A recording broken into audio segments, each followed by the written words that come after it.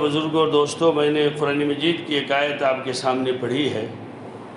یہ آیت گزشتہ شروع کیے ہوئے موضوع جھوٹ سے متعلق ہے۔ یہ آج تیسرا جمعہ ہے جو میں اس بری اور اس خراب اور اللہ اور اس کے رسول کو ناراض کرنے والی صفت جھوٹ پر آپ کے سامنے کچھ ضروری باتیں عرض کر رہا ہوں۔ بھائیوں، نیکی کرنا ماشاءاللہ برائیوں سے بچنے کے مقابلے میں آسان ہے، اور الحمدللہ یہی وجہ ہے کہ ہم بڑی تعداد میں نیکیاں اور خیر کے کام کرتے ہیں۔ لیکن میں آپ کو بڑی ذمہ داری سے یہ بات بتاتا ہوں کہ جس طرح نیکی کرنا ضروری ہے، اسی طرح برائی سے بچنا بھی ضروری ہے۔ برائی سے نہ بچنا ایسا ہے جیسے کہ تاکہ ٹنکی میں سوراخ کا ہو جانا، کہ آدمی ٹنکی بھر دے، نیکیوں سے اعمال خوب کر لے، اور خدا نخواستہ اگر ٹنکی میں کوئی لیکیج ہے، کوئی سوراخ ہے، تو آہستہ آہستہ ٹنکی خالی ہو جاتی ہے۔ مثال دیتے ہیں کہ دودھ کا ایک ٹینکر بمبئی سے چلا، اب اگر اس میں کوئی سوراخ ہے تو پونے آتے آتے خالی ہو جائے گا۔ تو برائیوں کا یہی حال ہوتا ہے۔ اگر بندے برائیوں سے نہ بچیں اور نیکی کرتے رہیں تو نیکیاں ضائع ہوتی رہتی ہیں، حتیٰ کہ کچھ حصے میں نہیں آتی۔ بلکہ ایک حدیث شریف جو مجھے یاد آ رہی ہے، مسلم شریف کی حدیث ہے کہ حضور پاک صلی اللہ علیہ وسلم نے ایک حدیث میں فرمایا کہ لوگوں مفلسی سے بچو۔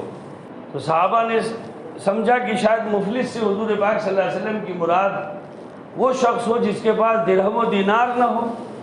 حضور نے فرمایا نہیں، ان المفلس من امتی من یأتی یوم القیامت بصلاۃ و زکاۃ و صیام، کہ نہیں، میری امت کا مفلس، میری امت کا غریب، میری امت کا فقیر آخرت کے لحاظ سے تو وہ شخص ہے جو بہت سی نمازیں لے کر آئے گا، بہت سے روزے لے کر آئے گا، حج اور زکوٰۃ لے کر آئے گا، لیکن اس نے برائیاں کی ہوں گی، اس نے لوگوں کے حقوق مارے ہوں گے، اس نے اللہ کی نافرمانی کی ہوگی۔ نتیجہ یہ ہے کہ کل قیامت میں یہ ساری نیکیاں اس کی لے لی جائیں گی، اور جس کے ساتھ اس نے زیادتیاں کی ہوں گی، جس کا حق مارا ہوگا، جس سے جھوٹ کا وعدہ کیا ہوگا، جس سے جھوٹ بول کر معاملہ کیا ہوگا، ساری نیکیاں اس کو دے دی جائیں گی، اور اس شخص کے حصے میں اب دینے کے لیے کچھ نہیں بچے گا، لیکن مطالبہ باقی رہے گا۔ پھر کوئی کھڑا ہو جائے گا کہ بھئی میرا یہ حق ہے اس کے ذمے، اس نے مجھے مارا تھا، قد شتم ھذا واکل مال ھذا وضرب ھذا، اب تو اس کے بعد دینے کے لیے کچھ نہیں ہے، اب اس کی نیکیاں اس کو دے دی جائیں گی، اس کے اجر و ثواب اسے دے دیے جائیں گے۔ فَيُؤْتَى هَذَا مِنْ حَسَنَاتِهِ وَهَذَا مِنْ حَسَنَاتِهِ، بس اس کی ایک ایک نیکیاں جو ہیں اس کے جس کے ساتھ اس نے زیادتیاں ظلم کیا ہوگا انہیں دے دی جائیں گی، اور یہ خالی ہاتھ رہے گا، چنانچہ اس کو دوزخ میں ڈال دیا جائے گا۔ حضور نے فرمایا میری امت کا مفلس یہ ہے۔ واقعتاً یہ بڑا خطرناک افلاس ہے۔ دنیا کی تنگی، دنیا کا فقر و فاقہ، دنیا کی پریشانی کو آدمی جھیل لیتا ہے۔ اسی سماج میں ہیں وہ لوگ بھی جو غریب ہیں، اسی سماج میں ہیں وہ لوگ بھی جو پریشان حال ہیں، لیکن اپنے خوشحال رشتہ داروں کو، اپنے دوست احباب کو دیکھ کر ان کا غم ہلکا ہوتا رہتا ہے۔ لیکن وہ بھائیوں ایسی جگہ ہے کہ جہاں پر کوئی مددگار نہیں، وَمَا لَكُم مِّن دُونِ اللَّهِ مِن وَلِيٍّ وَلَا نَصِيرٍ، وہاں کوئی شخص اللہ کے سوا کسی کو کوئی مددگار اور اس کے کام آنے والا نہیں پائے گا، کوئی وہاں کسی کے کام نہیں آئے گا۔ وَلَا تَزِرُ وَازِرَةٌ وِزْرَ أُخْرَىٰ، کوئی کسی کا بوجھ نہیں اٹھائے گا۔ تو بھائیوں، میں نے قرآن مجید کی ایک آیت آپ کے سامنے پڑھی تھی، قرآن مجید کی آیت جو میں نے آپ کے سامنے پڑھی ہے، سنیے اس کا ترجمہ۔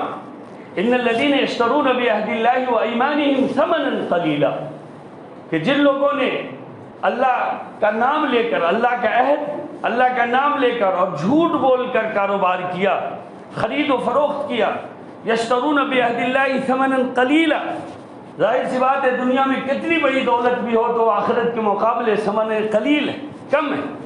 ان الذین یشترون بعہد اللہ وایمانہم ثمنا قلیلا اولئک لا خلاق لهم فی الآخرہ، اس شخص کے لیے آخرت میں کچھ نہیں۔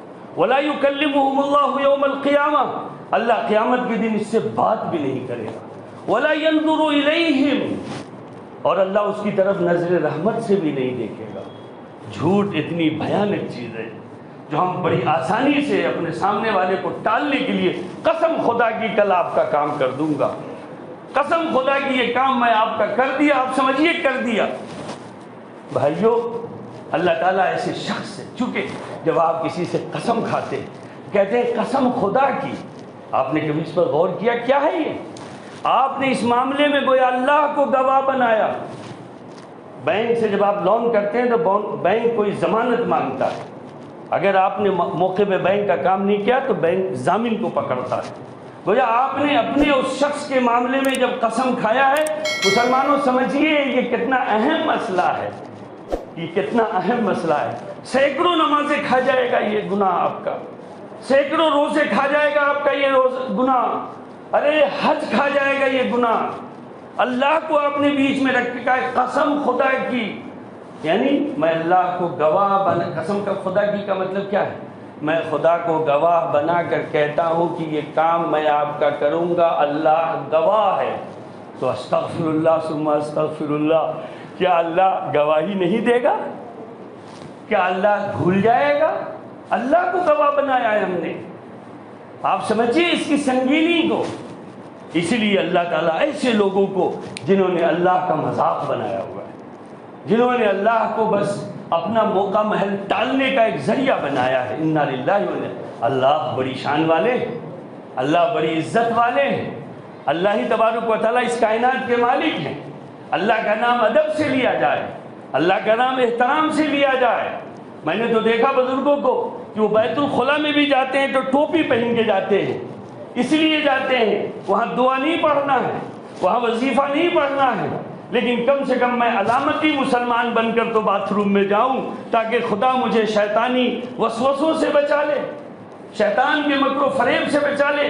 اسی مسجد میں اسی جگہ سے میں نے 3 ہفتے آپ کے بیچ تقریر کی ہے، جس میں نے بتایا ہے کہ آج دنیا کی زیادہ تر آفتیں اور پریشانیاں اور مصیبتیں انسانوں کو بیت الخلا میں لگتی ہیں، اور یہ نہیں کہ اس بیت الخلا سے آپ کا گھر پاک ہے، آپ کا تو بہتر گھر وہ ہے جو ماسٹر بیڈ روم ہے۔ کیا تعریف ہے ماسٹر بیڈ روم کی، یہی نا کہ جس میں بیت الخلا کی بھی سہولت ہو۔ آلریڈی وہاں شیطان بیٹھا ہوا ہے، یہ نبی کی خبر ہے، اور یہ کسی تعویذ والے کے باندھنے سے نہیں بدھتے، یہ کوئی تعویذ لگانے سے نہیں جاتے۔ سرکار نے کہا جب بھی بیت الخلا میں جاؤ تو کہو اللہم انی اعوذ بک من الخبث والخبائث۔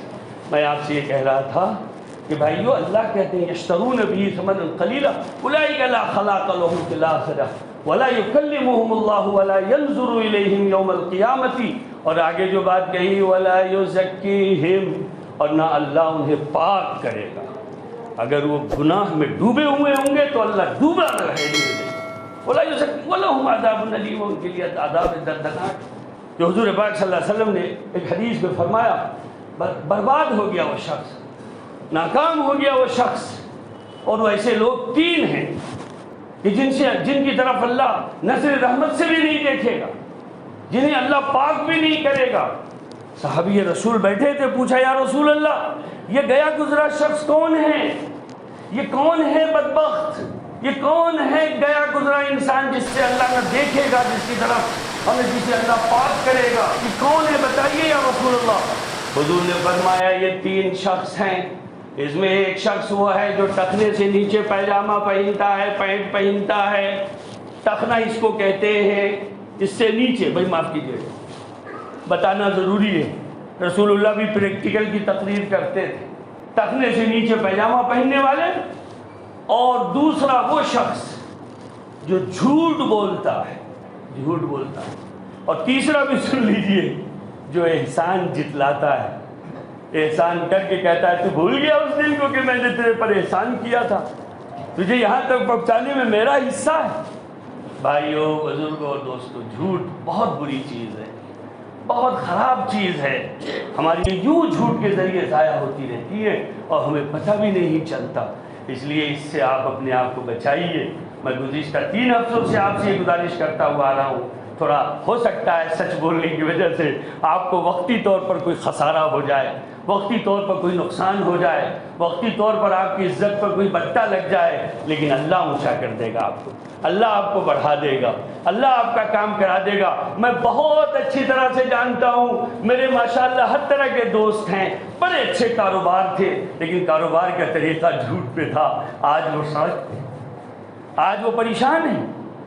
بھائیو، سچ کو اپنا وظیفہ بنائیے۔ الصدق ینجی والکذب یہلک۔